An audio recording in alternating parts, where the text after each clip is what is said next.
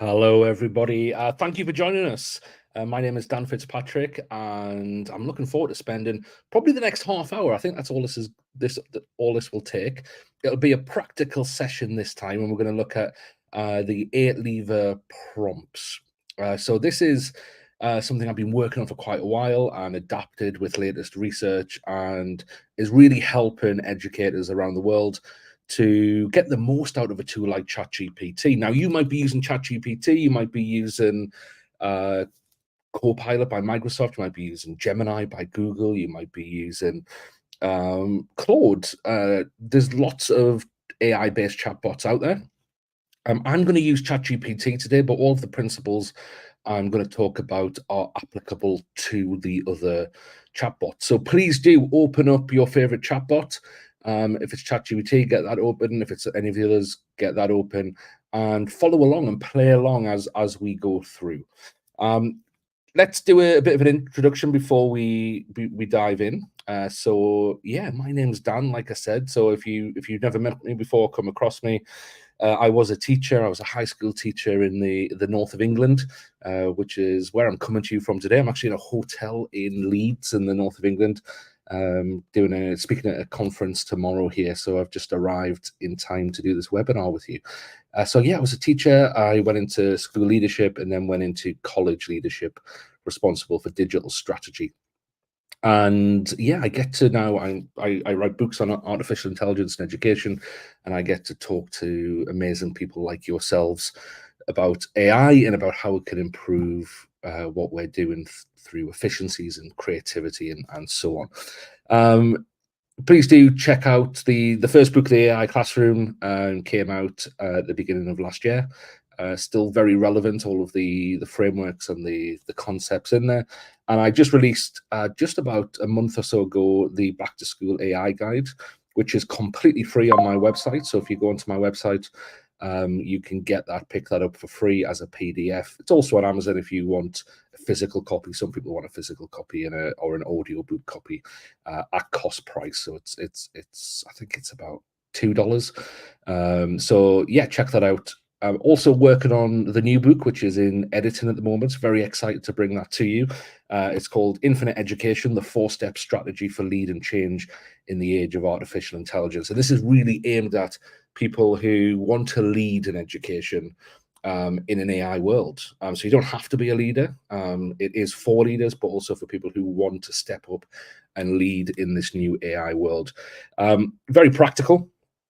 and I take you through methodologies and steps that I've developed as I've worked with schools, colleges, universities, and businesses over the last 18 months, helping them to strategically prepare their organizations for the next few years as we move into a more ubiquitous AI world, with AI being all around us.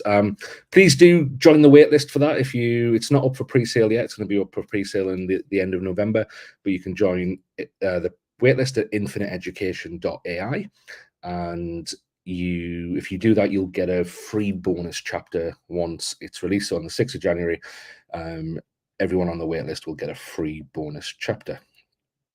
This is what we're going to look at today. We're going to look at the prepared framework and the edit framework, and I'm going to model it. We're going to do it together. You're going to do it. I'm going to do it. If you do just want to sit back and take notes, please just feel free to do that as well and try it out later. But I do find the people who get the most out of this workshop are the people who dive in and really play around with it and discover things as we go. So let's jump in. What I'd like you to do is I'd like you to spend 30 seconds, if you've got ChatGPT or a similar tool open, and I'd just like you to ask it to do something for you.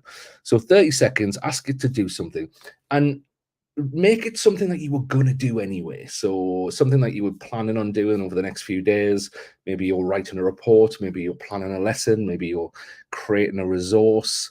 Whatever it is, make it something real life. That way, when you leave this webinar, you will leave with some of that work done, so it's not all wasted time, and the toolkit to replicate that as well, if that makes sense. So I put some examples, generate some questions about, plan a lesson on, write some content on, whatever you want that you think ChatGPT will probably be able to have a good stab at. And I'll give you another 20 seconds just to think about that and to ask your ChatGPT your prompt.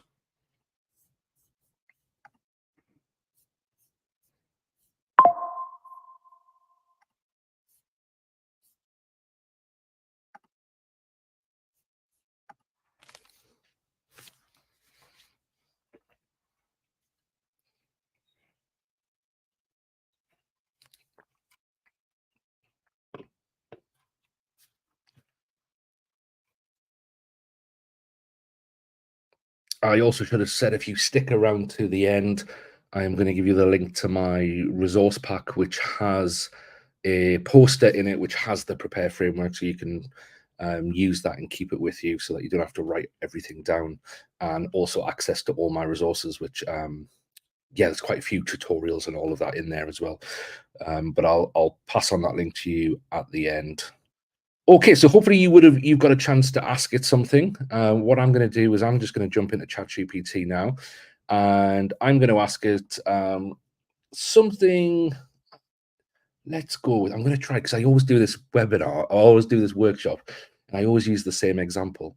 But I'm going to mix it up now. Let me think of what I can do. So I'm going to say, design a project for my students on, let's say, designing a new bridge across. So where I'm going to use a local example for me. So I'm from Newcastle in the northeast of England, and so I'm going to say, and the famous river that goes through Newcastle is called the River Tyne. So I'm going to say, design a project for my students on designing a new bridge to cross the River Tyne in Newcastle, and I press enter. So here's a structured project idea for designing a new bridge to cross the River Tyne in Newcastle, tailored to your students. Project title, objectives, project duration, 4 to 6 weeks, project steps. Okay, so the chances are whatever you asked it to do, you will have got a big chunk of writing from ChatGPT, like I've got just here. And you can see it working away really fast. It's still going, still going. Right, I'm going to go back up to the top. What I would like you to do now is, just if you're with somebody, because I know sometimes some people gather together at the end of their school day or within their school day and come together to watch these sessions together. So if you're together, or you can discuss this if you're on your own, just have a think. I'd like you to just have a look through what you've got and pick it apart. Be really critical, because AI, like ChatGPT, is by no means perfect, and you'll know that. If you're on this webinar, the chances are you're using it already. It's not perfect, and is a long way from perfect. So I'd like you to look at your response, because I bet nobody in this webinar would actually use the response they got just as it is, especially if you're creating a resource. There's going to be things wrong with it. It's not going to be to your standard. Of course it's not. You're a professional. You've got experience as a professional teacher, as a professional educator. It's not going to be at your level. So pick it apart. I'll give you another 30 seconds. Have a look through and just think, what's wrong with it? What is wrong with this? And feel free, if you're on YouTube, there's a just over, not over that way, over that way. I can't do it. There, over that way, because it's the opposite way. There's a chat bot. There's a chat panel, so you can write in that panel there, and just let me know what's wrong. So feel free to write it in there. And while you're doing that, I'm just going to have a look through and check out some of your comments, because I didn't have them open and I can see them all now, which is great. Great to see you all. Amazing to see so many people from around the world. We've got Mexico, Philadelphia, Calgary in Alberta, Canada, Wales, another Calgary, Belfast, UK, South Wales, Buffalo, New York, Las Vegas. Amazing. Good to see you all. And if anybody is in the areas of the United States that are affected by the hurricane, are going to be, I can't imagine they're going to be on this webinar anyway at the moment, especially people down in Florida. But I hope everyone is safe. Melrose in Scotland. Good to see you, Ian. Okay, so the chances are you probably would have seen something that's not right with that response. Please do write them in whatever you come across. So we've still got lots of people saying hello, which is great. We've got so mine was actually workable to a degree. Thanks, Neris. Yeah, sometimes it does that. Sometimes it does get you almost the way there, but as you say, to a degree. And we've got let's have a look. I saw another one there just a second ago. Someone saying it's not specific enough. Absolutely. And I think when you start really jumping into these tools in depth and really spend a bit of time with them trying to get it to work for you, and I think when I go around and speak to people about artificial intelligence, and yesterday I was in a place called Solihull, just outside of Birmingham in the Midlands of England, and I had the chance across the day to speak to just over 2,000 people at various different sessions. And yes, I see it a lot. So I say to people, who's using ChatGPT or a tool like it, who's using it on a day-to-day basis? And there's never that many who's actually then using it on a day-to-day basis. I mean, let's say an audience of 200, you're probably looking at 3/4 who have used it. And then you're probably looking at about 5 people who use it on a day-to-day basis. So that's a lot of people. That's what, do the maths, 145 people who have tried one of the most advanced tech tools in the world and are not that impressed with it, or they just don't have the time, they don't see it as important to go back to it and start using it. And I completely get that. And it's because it's unlike any tech tool we've ever had. All tech tools in the past, you've got to press the right buttons, you've got to put the right commands in to get an output. You've got to maybe watch a tutorial on how to use it. This is the first time we've had a tool where you just talk to it, whether that's typing or even voice with the new ChatGPT voice features in the app, which are amazing. So you've got to spend a bit of time, and I suppose the only analogy or the only comparison to using this technology is actually talking to another human being. And if you're meeting someone for the first time, you've got to build a bit of a relationship, and that comes through conversation, back and forth, getting to know somebody. And we've got to do something similar with this, I think. So it does take a little bit of investment to get that mind shift in place. But when we do, it can reap huge rewards. So thank you so much for having a look at that. And yeah, mine, I mean, I'll just show you through my response. And it's made a lot of things up. Not things that aren't factual, but just, I mean, to put 4 to 6 weeks. I didn't ask for that. What if it was just a project that lasted 3 lessons? Then straight away, this is not relevant for me. It's give objectives, and it made those up. I haven't told it those objectives. And basically, it all comes down to the fact that because I haven't told it, it can't be specific enough if I haven't told it. And if you've heard me speak before, you'll know sometimes I start a keynote talk with the staggering fact that ChatGPT, the free version, is trained on approximately 300 billion words worth of information. And if you were to read that all in one go, it'd take you about 2,800 years. So we're looking at a tool that's got a lot of information. And the key here is to get it to focus, is to really get it to focus, because when it focuses and it's specific, that's when we get something of value from this. At the moment, with my example, and to varying degrees with what you've asked it's probably not specific enough. It's probably too vague. It doesn't have the context. It needs to be able to do something specifically for you. So we're going to dive into a way to make this more specific. So I'm going to take you through the prepare framework. So the first thing here, in fact, for those of you who've just joined us, let me just go back and give you an overview. So this is the prepare framework with the edit framework, which I'll talk about soon. So we're going to go through we're going to go through the prepared framework, and we're going to start with propose. So the first thing we're going to do is we're going to introduce what we're doing to the AI. So I'm just going to go back over to ChatGPT, and what I'm going to do is I'm going to go back up to the top. So if you're using ChatGPT, once you hover over it, you'll see there's a pen icon. I'm just going to click that, and I'm going to edit it within here. So design a project for my students. So I'm going to say here, let's say, because I'm in the UK, I'll use UK year groups, which are the same as grades in the USA. So design a project for my year, let's say year 7 UK students on designing a new bridge to cross the River Tyne in Newcastle. And that's going to be my proposal to it.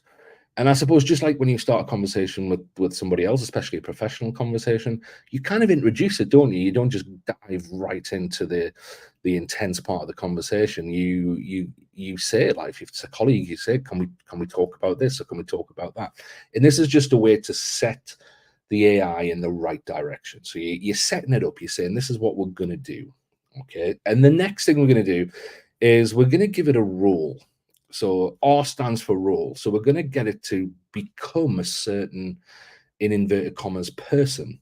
Now, this sounds strange because it's not a person, but essentially what we're doing is we're giving it more context. So, for example, if I'm asking it to design a project for some students, I want it to be a teacher. I want it to think like a teacher, have the knowledge of a teacher. So I'm going to tell it to be a teacher. So I'm going to say act as a experienced teacher, and I might add some parts as well, something like who is superb at designing engaging learning experiences for students that progress their learning. And it's just a bit of context for it to work with. Now, this is a bit of a scale, this one. You can be quite vague. I've been a bit vague here, or you can be really specific, depending on what you do, and you can actually get it to be a real person. So, for example, like when I've got my own business, obviously doing things like this, and I produce a lot of marketing materials and so on. And sometimes if I'm getting it to help me with that, there's a famous copywriter called Gary Halbert. And sometimes I'll say to it, act as Gary Halbert. And therefore, because Gary Halbert's well known, it'll have some knowledge on him. It'll kind of know how he writes. It'll know what he's famous for within that field. And it'll try and use some of those traits, or use some of that knowledge. So you can be really specific.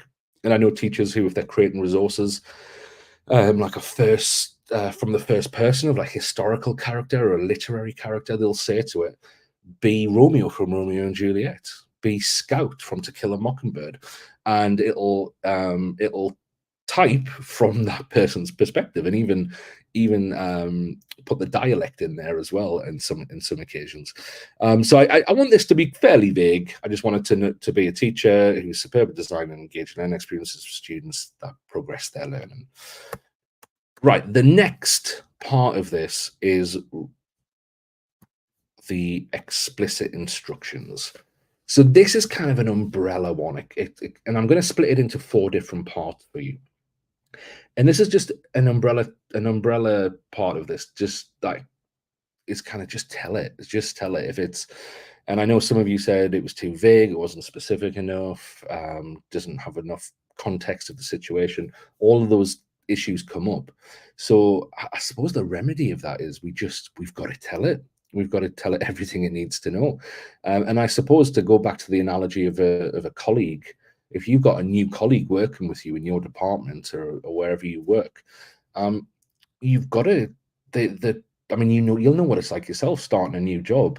You're having to take in so much information, even if you're an experienced teacher, because the new school you're at will do things differently. They'll have different forms. They'll have different expectations. They'll people who you work with will have would like things in different ways. So you've got to really learn, and sometimes people have just got to sit you down and tell you, right, this is what we do, this is how we do it, and we've got to do that with ChatGPT or the AI that we're using. I like to split this into 4 categories, and let me talk you through them. So I like to split it into just general information first and foremost. So that will be things like if I scroll down, things like the project duration, 4 to 6 weeks. I'm going to say the duration of the project is 3 lessons, 1 hour each, let's say. I am going to give it, let's say, I'm going to give it the age of the students. The students are 11 to 12 years old. I'm going to let it know as well that the students are familiar with Newcastle and the River Tyne, which of course is where the kind of core of the project is in designing that bridge. So just some basic things, just so it knows the basic information. Then I think as a teacher, there are kind of 3 core categories here where we can get specific. I think number 1 is the content. Number 2 is the pedagogy, and number 3 is the students themselves. Okay, so let me show you what I mean. So the first thing I might say here, so remember we're still under the explicit instructions umbrella.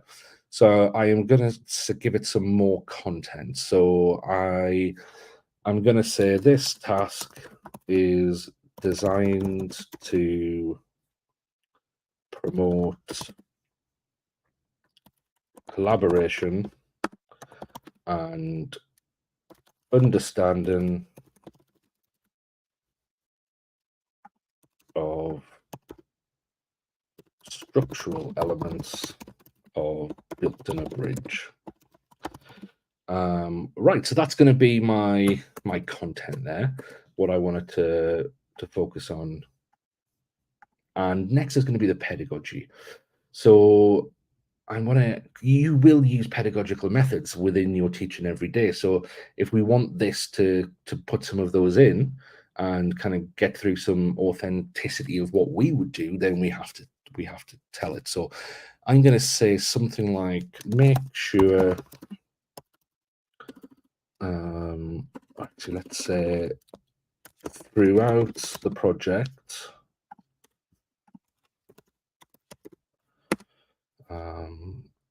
include tasks for the students to demonstrate their knowledge. Base these tasks on solo taxonomy. And then the last one is going to be the actual students. Now, obviously, we don't want to put personal information or information that links back to specific students into an AI tool, but we can give general information. So maybe something like 3 of the students have ADHD. Make the project accessible to them. Okay, so that's my explicit instructions. And as you can see, I've put it into those 4 different parts. Now, I don't have an actual class in mind. This is not a real project, obviously.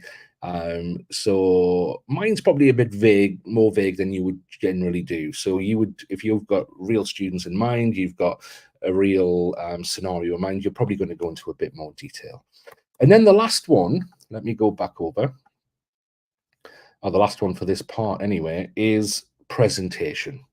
So you get certain control over how you want this information to be presented to you. So if I go back over to ChatGPT, now it's kind of it's text, isn't it? So you don't get, it's very limited, but you could say things like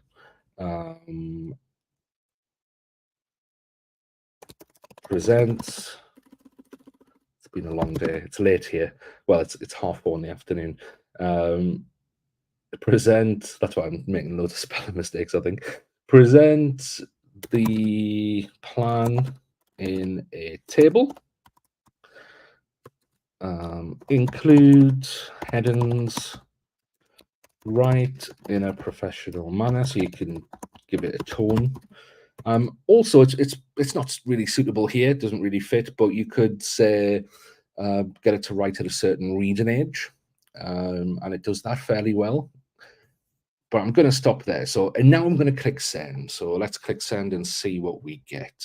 So if you're doing this along with me with your own, then click send and see what you get. If you're just sitting back and taking notes, then that's great as well. So we can see we've got, now straight away, I know that this is a lot more specific to what I need and to what I'm doing. Why? Simply because I've told it. It's not rocket science, really. I think it's just more like a mind shift and thinking, how do I get the information across to it? And there you go. We've got the table with lesson 1, lesson 2, lesson 3, some additional notes.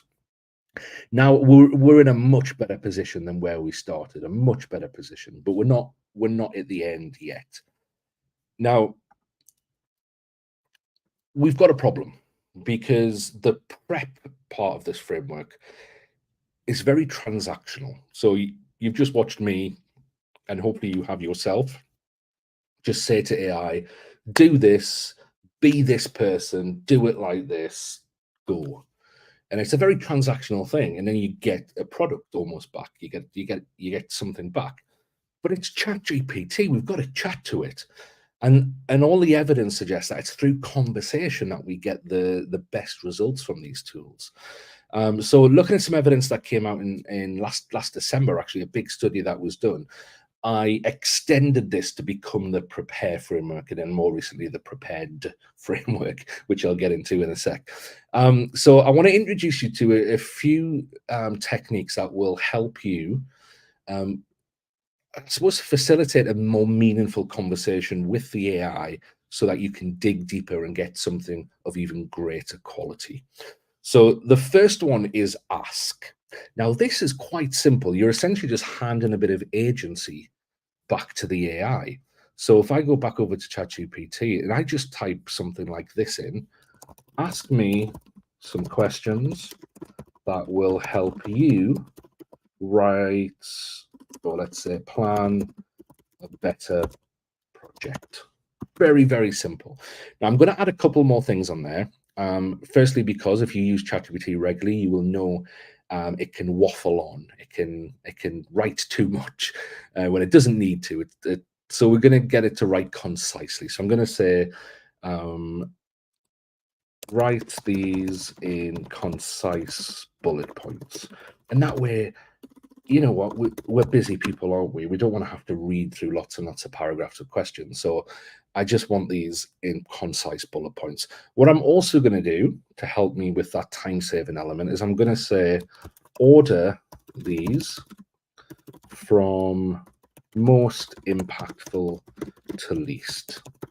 So just a few little tricks that's going to help just save me time getting through this information. I'm going to click enter and we'll see what we get. And straight away, we've got bullet points like we asked, concise questions, and we've probably got 10. It normally does around 10. Am I right? 3, 4, 5, 6, 7, 8. Oh, it's done 9.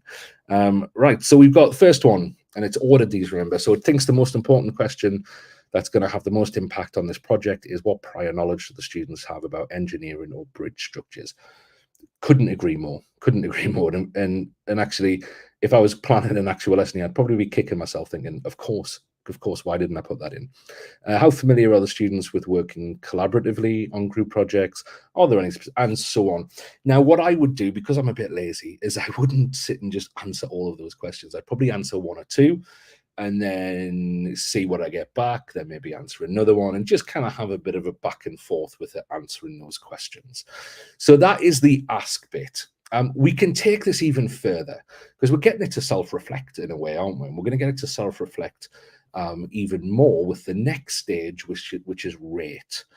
And we're simply going to type, go back to ChatGPT, we're simply going to type rate your project plan on a scale of 1 to 10. Now, this is not the important bit. ChatGPT is going to give itself 7, 8, or 9 out of 10. Always does. Loves its own work, all right?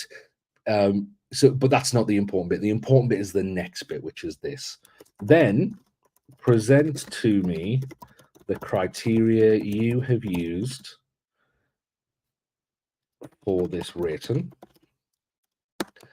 Each criteria should have 3 levels: basic,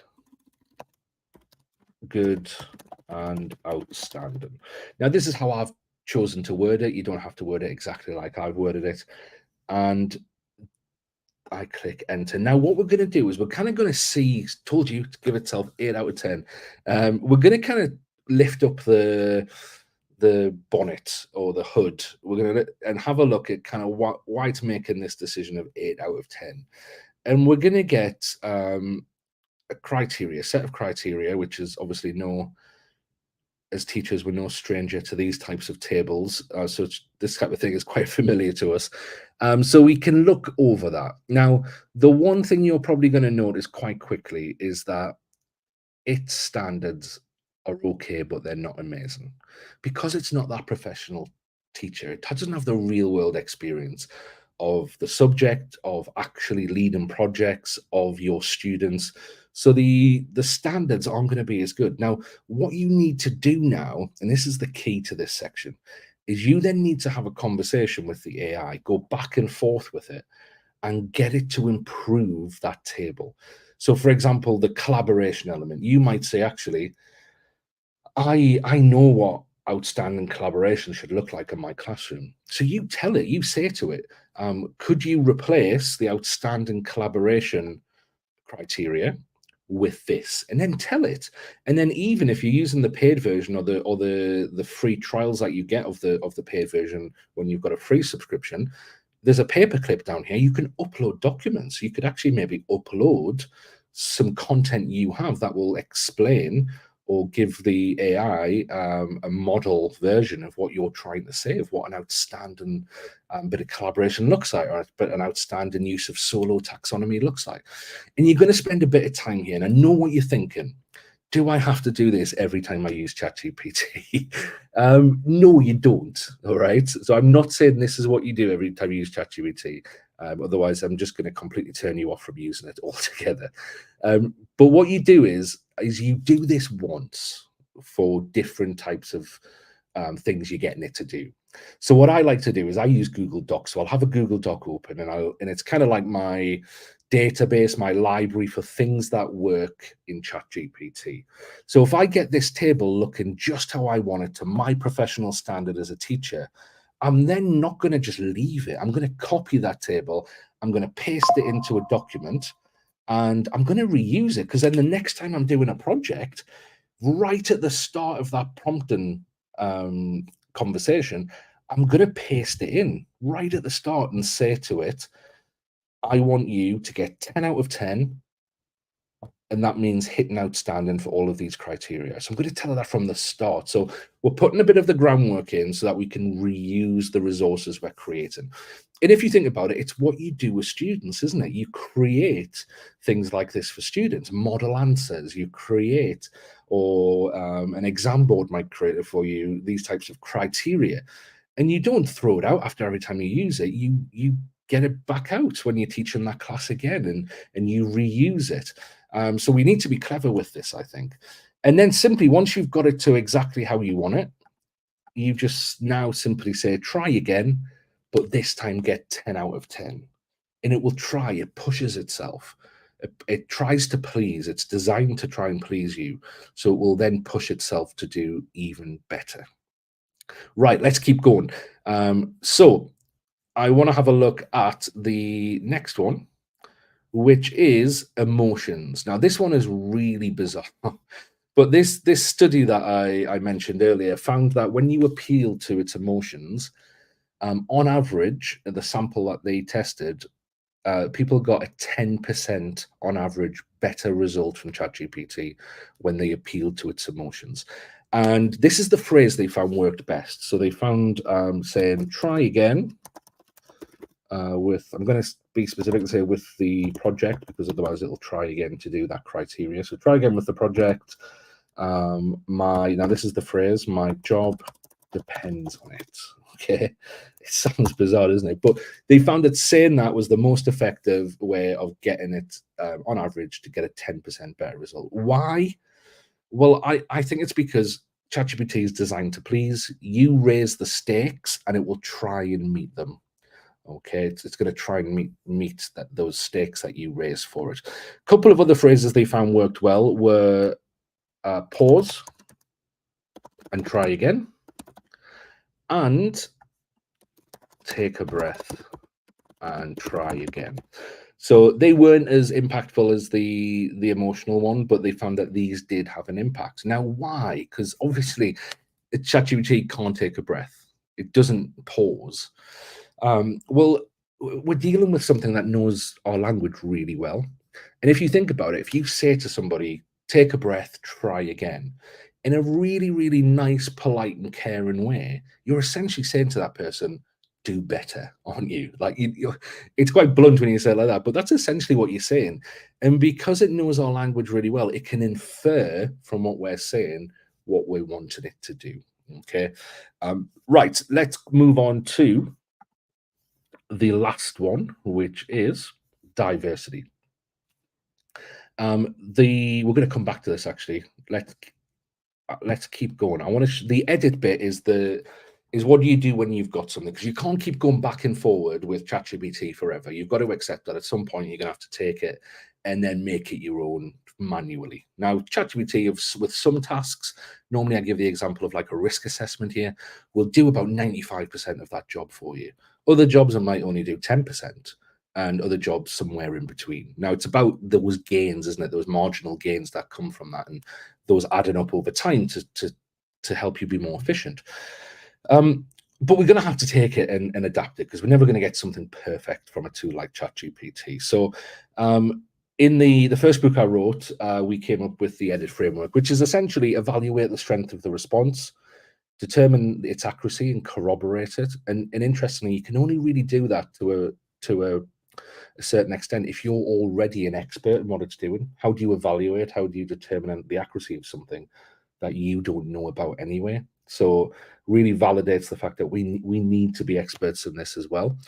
Identify any misconceptions. ChatGPT, last time I checked, hovers around 95, 97% accuracy, the pro version.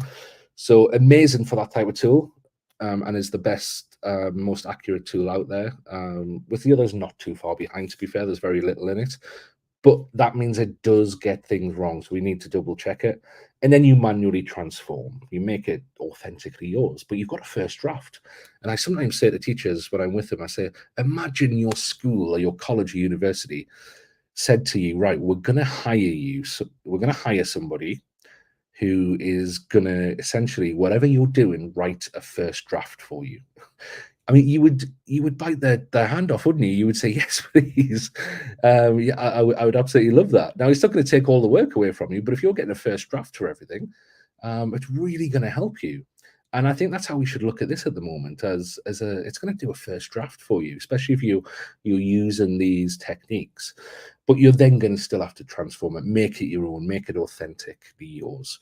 The bias bit is interesting because we know AI is biased. AI, especially in a model like ChatGPT, can't not be biased. It's based off tons of information, tons and tons of information from the internet, and most information out there is biased. It's just the nature of information. But unless we're talking about pure maths, unless we're talking about certain elements of maybe science, but even science improves with more evidence and changes with more evidence. So it's really difficult, but bias is on a scale as well, isn't it? From like slight informed, from let's say from informed opinion or informed theory to discrimination, I guess, at the other side of that scale. Um, so we can see bias that we know about. So looking at a response from ChatGPT, we can see if it's got bias in, if we're aware of that bias. But what if we don't realize there's bias there? Because we all have bias. We all grow up in different parts of the world, different races. There might be a bias there that we're just unconscious of, and we call it unconscious bias, don't we? So what do we do about that bias? Well, we can get ChatGPT to help us.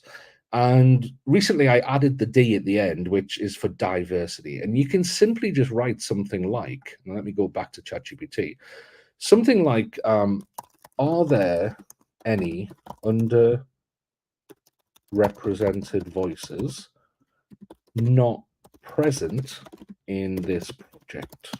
Now, some things that might not be relevant, some things actually, I get surprised every time I do this because at this point, I normally say, this might not actually be relevant. And even as I'm writing this, I'm thinking, is this going to be relevant to a project on the time on building a bridge? And I'm always shocked that there's something in there I can use. So let's see what we get. So yes, there are several environmental and sustainable advocates, cultural and historical perspectives, female and minority engineers, of course. And then, I mean, I always unveil my own unconscious bias at this point because I'm like, I thought, how could this relate to a bridge, building a bridge? But of course, other considerations for people with disabilities using the bridge for future generations. And I think this is asking ChatGPT to help you with something like this isn't only right, but it's clever because you get to see and you get to improve what you're doing in ways that you wouldn't have thought by the very nature of an unconscious bias. You just wouldn't have thought of it. So it's not just right. I think it's clever, and it's a great way to gain more insight and to learn from ChatGPT because we can also learn from it as well as telling it things as well. So that's the prepared framework, and I like to think of this as if I go back to this slide here, and as a bit, and this is, I suppose, this is kind of like a mixing desk, isn't it? A music mixing desk. Chat to it. I'm going to be honest with you. I don't go through this. I don't go through these levers like a framework. I just start talking to it.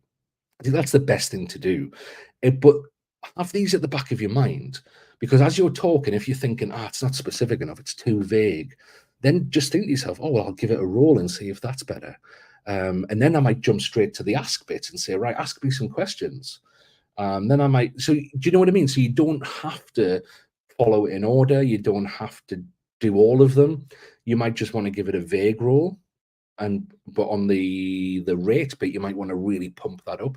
It's going to depend. It's going to be your judgment on what you're asking it to do, because you're going to need a certain amount of these for different types of things that you're doing with it. That's going to be based on your judgment. Just like when we have a conversation or we're building a relationship with a colleague, you probably unconsciously you judge how much you need to tell them about things, how much you trust them, and so on. Exactly the same here. And that's the prepared framework. And there is a chapter on that in that middle book there, which, like I said before, it's completely free as a PDF on my website.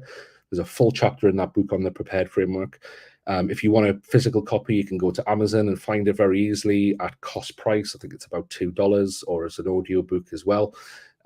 So please do check that out. But like I say, you can get that for free. Like I said earlier on, please do join the wait list. You'll get a free chapter when we publish on the 6th of January next year, which is not too far away. Well, it feels like a long way away, but when I've got all the work to edit the book, it feels like it's just around the corner.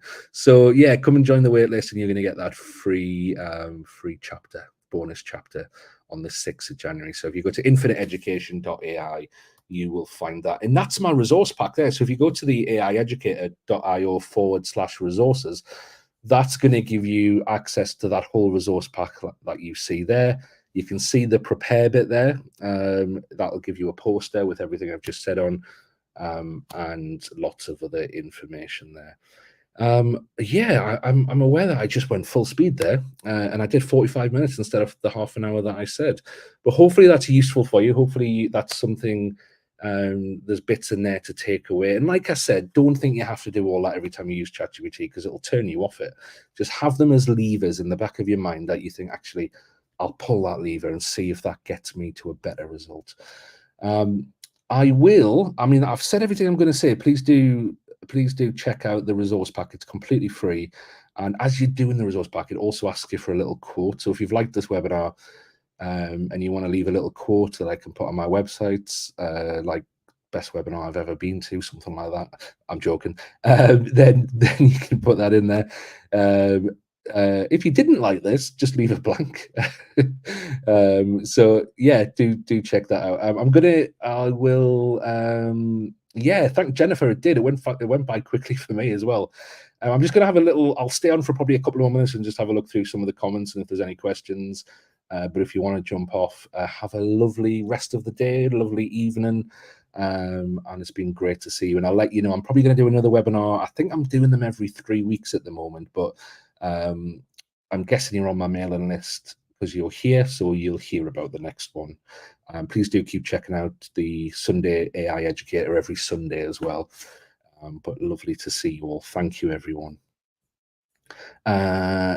Feta, sorry if I pronounced that wrong. Where can I access the replay? This YouTube video, so this link, if you're watching through YouTube right now, as soon as I end this stream, it will turn into a recording, so you can come back to the same link. If you're joining us on Facebook or LinkedIn, if you head over to my YouTube channel, just search my name, The AI Educator, you'll find my YouTube channel. It will be on there.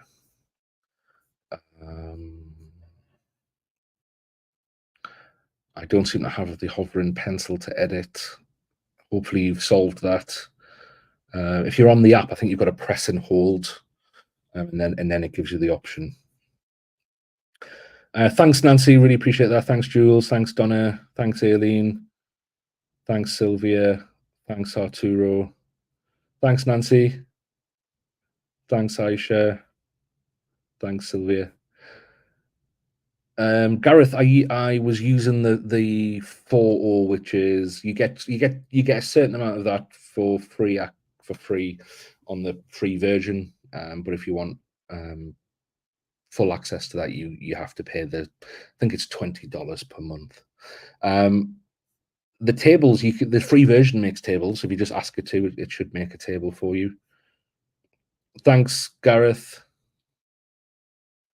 Yeah, you spotted the brisk icon. Yeah, absolutely. I love brisk.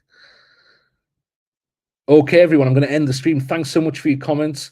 Thanks, Alistair. Thanks, Martin. Thanks, Gareth.